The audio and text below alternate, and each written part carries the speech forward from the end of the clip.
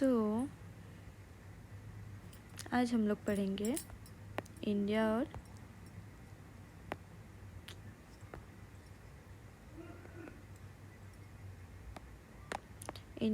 Sri Lanka relations. ठीक है, छोटा कंट्री है तो छोटा रिलेशंस है। क्विक समरी क्विक बता देते हैं। ठीक है, सो श्रीलंका के पास हमारा स्ट्रॉन्ग नेवल बेसिस है। ठीक है, अब श्रीलंका ऐसा स्ट्रेटेजिक लोकेशन है ना कि वहाँ से हम लोग कहीं पे भी नज़र रख सकते हैं, क्योंकि ओशन का रास्ता है, तो हम लोग को जिस भी कंट्री में जाना होगा वो हम लोग जा सकते हैं। ठीक है, कंट्रोल कर सकते हैं। तो अब चाइना एक गेम खेलता है जिसको वो लोग मतलब चेस होता है ना, चेस। तो हम लोग क्या करते हैं, वो चेस एलिमिनेशन गेम होता है ना। एलिमिनेशन गेम होता है कि अगर जो सैनिक है वो सैनिक को मारना है, मतलब एलिमिनेट करना है। ठीक है, ये लोग क्या खेलते हैं कि एक चेस बोर्ड रहता है, वो लोग का जो गुट्टी रहता है और इधर से जो वो लोग का प्लेयर्स रहता है, तो वो लोग कोशिश करते हैं कि हम ब्लॉक कर दे वो लोग का मूवमेंट। ठीक है, तो जिसका मूवमेंट ब्लॉक हुआ वो हार गया। तो ये गेम खेलता है, तो यही चीज़ अप्लाई करता है चाइना क्या अपने फॉरेन स्ट्रेटजी में कैप्चर करने के लिए कोई भी एरिया को। ठीक है, तो हम लोग का जो श्रीलंका के साथ हिस्टोरिकल टाइज़ है, long standing cultural, religious and trade relations है। ठीक है, हम लोग फाइनेंशियल क्राइसिस जो श्रीलंका का हुआ था उसमें भी काफ़ी हेल्प किए। तो श्रीलंकन सिविल वॉर में क्या हुआ, जो 1980s में प्रभाकरन एंड जो थे श्रीलंकन, वो क्या बोले कि हम माइनॉरिटी तमिल के लिए एक इंडिपेंडेंट स्टेट बनाएंगे जिसका नाम क्या होगा, इलम।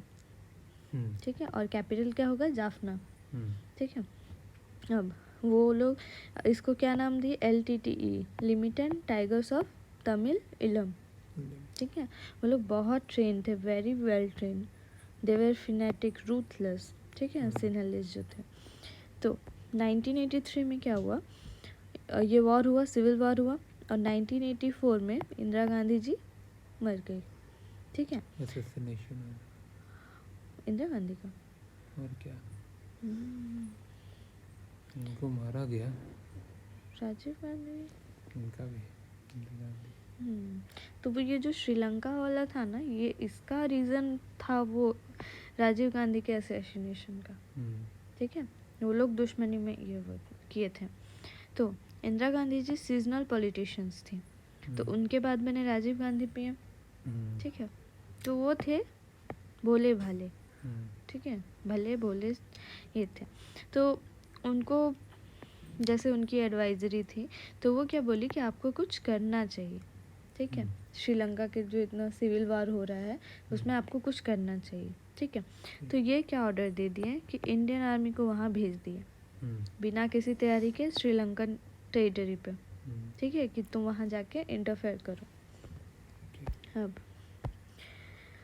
जब ये चीज़ हुआ तो बाकी सारी कंट्रीज क्वेश्चन करने लगी, क्या who are you to act in a foreign country. ठीक है, ठीक है,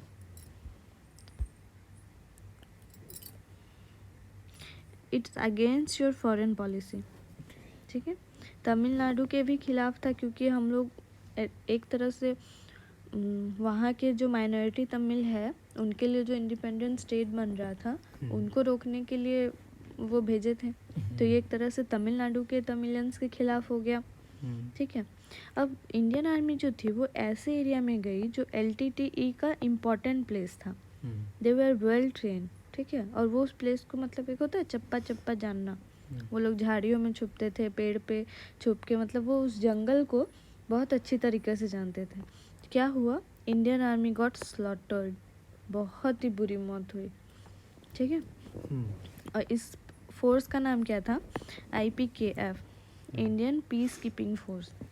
ठीक है, तो जब वो इनका बेरहमी से इतना मौत हुआ हमारी इंडियन आर्मी का जवानों का, तो उनको कोई तरह का कोई रिकॉग्निशन नहीं, कोई ब्रेवरी अवार्ड नहीं, कुछ नहीं मिला। क्यों, क्योंकि it was not even considered as war.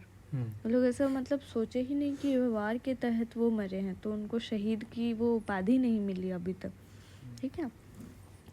तो ये मतलब इंडियन फॉरेन पॉलिसी का जो बिगेस्ट ब्लंडर था ये, क्योंकि हम लोग बिना तैयारी के नए प्लेस पे फॉरेन कंट्री में और उनके इम्पोर्टेंट प्लेस पे जहाँ वो सब कुछ जान रहे हैं, ठीक है। ये सब चीज़ के लिए हम लोग की मिलिट्री अफेक्ट हुई, हम लोग की डिप्लोमेसी अफेक्ट हुई श्रीलंका के साथ और भी कंट्रीज़ के साथ, ठीक है। हम लोग का क्लाउड ख़त्म हो गया, क्लाउड मतलब नंबर, जो हम लोग के सपोर्ट में थे, जो हम लोग के फेवर में थे, वो ख़त्म हो गया। वी लॉस्ट आवर फेस, जो इतना हम लोग श्रीलंका को छोटा भाई की तरह रखते थे, वो हम लोग का फेस मतलब लॉस्ट हो गया, ठीक है। अब इल्ज़ाम क्या है कि ये बिग ब्रदर बन रहा है, कि तुम्हारा वहाँ ज़रूरत नहीं भी था फिर भी यू आर बॉसिंग अराउंड, ठीक है। ऐसे टाइम पर मौका मिलता है पड़ोसी दुश्मनों को, सब तो फ़ायदा उठाने के लिए बैठे ही, ठीक है। तो श्रीलंका उस टाइम पे एक पॉलिटिकल वैकेंट आ गया, क्योंकि रिलेशन हम लोग का ख़राब हो गया है ना, तो एक गैप आ गया। उस गैप को भरने के लिए मौका चाहिए था किसको, चाइना को, ठीक है। तो चाइना श्रीलंका की तरफ अपना हेल्पिंग हैंड बढ़ाने लगा, ठीक है। उसको क्या बोलते हैं, डेप्ट बुक डिप्लोमेसी। वो क्या किया, अब जैसे वॉर के बाद कोई भी कंट्रीज़ को क्या चाहिए, अपना स्टेट रिबिल्डिंग के लिए फ़ंड चाहिए, है ना, क्योंकि बिना पैसे के तो वो दोबारा खड़ा नहीं हो सकता। तो दो तरह के फ़ंड लिए जा सकते हैं, ठीक है। एक तो IMF और वर्ल्ड बैंक से, ठीक है। लेकिन इनमें क्या है कि रेट ऑफ इंटरेस्ट रीज़नेबल है, ठीक है, लेकिन स्ट्रिंग अटैच्ड है। वो लोग पूछेंगे, उनके पास रूल बुक है कि ये कर सकते हो, ये नहीं कर सकते, ये कर सकते हो, ये नहीं कर सकते, सो ऑन सो फोर्थ, ठीक है। और ये होता है, प्लस उनके अपने रूल बुक है, प्लस क्वेश्चन है कि तुमको किस लिए चाहिए, तुमको हिसाब देना पड़ेगा कि क्या किस में तुम कितना खर्च किए नहीं किए, ठीक है। तो ये एक तरह से IMF और वर्ल्ड बैंक को बोला जाता है कि West dictates through World Bank, मतलब ये तो है तो वेस्ट ये के कंट्रोल में, तो जो भी फंड वगैरह देता है तो एक बोला जाता है कि West dictates through World Bank, ठीक है। अब चाइना को समझ लो कि एक मनी लैंडर है, ठीक है। तो चाइना आ गया कि नहीं, तुमको भाई जो पैसे चाहिए हम देंगे, ठीक है, ले जाओ, जितने पैसे ले जाना ले जाओ, जब मांगोगे तब देंगे, जब फ़ोन करोगे तब पैसे देंगे, ठीक है। नो क्वेश्चन आस्क, तुम कहाँ खर्च किए नहीं किए कोई हिसाब नहीं, रेट ऑफ इंटरेस्ट लेकिन बहुत ज़्यादा, ठीक है। तो उसमें कोई क्वेश्चन नहीं है, कोई हिसाब नहीं देना है कि कहाँ कितना खर्च हुआ, ठीक है। तो जब इजी मनी होती है ना, वो बहुत ही डेंजर चीज़ होती है, मतलब तुमको बिना कुछ किए जब सामने से पैसा मिल जा रहा है, तो इजी मनी इज़ बहुत ख़राब चीज़, ठीक है। अब चाइना तो देते गया डॉलर जितना, ठीक है। अब श्रीलंका में क्या हुआ, जो राजपक्षा थे श्रीलंका के हेड, वो उस डॉलर को इन्वेस्ट ना करके फ्रीबीज बांटने लगे, ठीक है, पब्लिक में, कि ये भी फ्री ले लो, वो भी फ्री ले लो, इन्वेस्ट ना करके वो फ्रीबीज बांटने लगे, ठीक है। तो ये क्या हो गई, डबल पॉलिसी है ना, कि हमको इनकम हमारा कुछ नहीं है, और हमने जो लोन लिया है एक तरह से लोन ही है जो हमको रिपे करना है, ठीक है। तो उसको हम लोग इन्वेस्ट ना करके, ताकि वो हम लोग का इनकम का सोर्स खुले, उसको हम लोग बांट दे रहे हैं, ठीक है। तो ये कब तक चलेगा, भले हम लोग अर्निंग फ्रॉम टूरिज्म कर रहे हैं, लेकिन उसमें क्या हुआ कि कोविड आ गया, कोविड आया तो लॉकडाउन हो गया, टूरिज्म ज़ीरो हो गया एकदम। तो जो टूरिज्म से पैसा आता था वो क्या हो गया, बंद, एकदम बंद, नेगेटिव बैलेंस में चला गया, ठीक है। अब उसके पास क्या रह गया, श्रीलंका के पास ह्यूज पाइल्स ऑफ डेप्ट, ठीक है, सोरिंग इन्फ्लेशन, क्योंकि इनकम है नहीं, ब्लीडिंग फॉरेन रेवेन्यू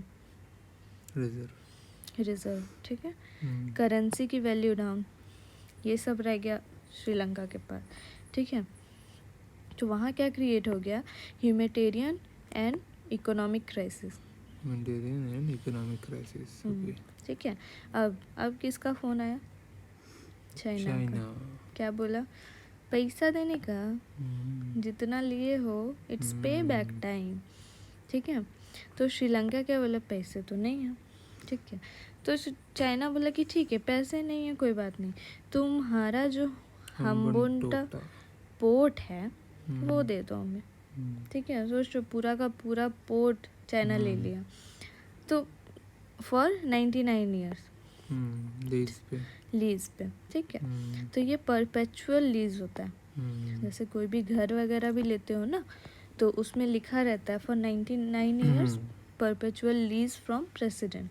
मतलब ये है, बोला लिखा जाता है ऐसे,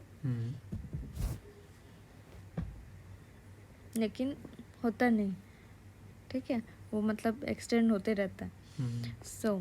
तो ये बोलने के लिए कि 99 ईयर्स के लिए है, लेकिन अब सोच लो कि उसी का हो गया चाइना का, ठीक है। चाइना बोले ये तो बहुत अच्छी स्ट्रेटेजी है, ना कोई हमारी आर्मी गई, ना कोई अटैक हुआ किसी तरह का, और एक कंट्री का एक एरिया कैप्चर। ये तो बहुत अच्छी स्ट्रेटेजी है। इसको क्या बोलते हैं? डेब्ट ट्रैप। कि पहले एकदम पैसे दे जाओ, देते जाओ, देते जाओ, देते जाओ, तुम जान रहे हो कि सामने वाला नालायक है, इन्वेस्ट ना करके बांट दिया, पैसे ख़त्म कर रहा, उड़ा रहा, ठीक है। तो तुमको ऑटोमेटिकली वो पे बैक करने के टाइम पे तुम उसमें कुछ भी मांग सकते हो पैसे के बदले, ठीक है। सो हम इंडिया के लिए क्या सबक है कि we should be more proactive towards our neighbourhood, ठीक है। कि इंडिया को ही जब ये सब हो रहा है, पूरा उसका पोर्ट चला गया, सोच लो श्रीलंका एक ऐसा स्ट्रेटेजिक लोकेशन, अगर वो पोर्ट किसी और के पास, हमारे दुश्मन कंट्री के पास हो, तो एकदम तो इंडिया चौक हो जाएगा ना। यहाँ मान लो इंडिया है, यहाँ श्रीलंका है, और यहाँ बैठ गया दुश्मन, ठीक है। तो ये तो चौक होने वाली सिचुएशन है, ठीक है। इधर भी चाइना है, इधर भी पाकिस्तान चौक कर रहा है, ठीक है। सो बहुत सारे फिशिंग डिस्प्यूट भी होते हैं कि मान लो वो लोग तो फिशरमैन है, ठीक है, कभी यहाँ 2 इंच आगे ही चल गए, तो वो डिस्प्यूट होता है कि ये हमारे एरिया में कैसे आ गए। प्लस ये भी होता है कि एक रिस्क हमेशा बना रहता है कि क्या पता वो फिशरमैन है कि स्पाइज हैं, नज़र रखने आए हैं, ये भी एक बड़ा कंसर्न है, ठीक है। So India needs to be more proactive towards our neighbourhood, ठीक है। लेकिन अभी का सिचुएशन थोड़ा थोड़ा कुछ सुधरा है, जैसे हमारे बहुत सारे जॉइंट वेंचर्स हैं, एनर्जी वेंचर्स हैं, ठीक है। तो धीरे धीरे हम लोग में भी ट्रैक पे आए। ओके।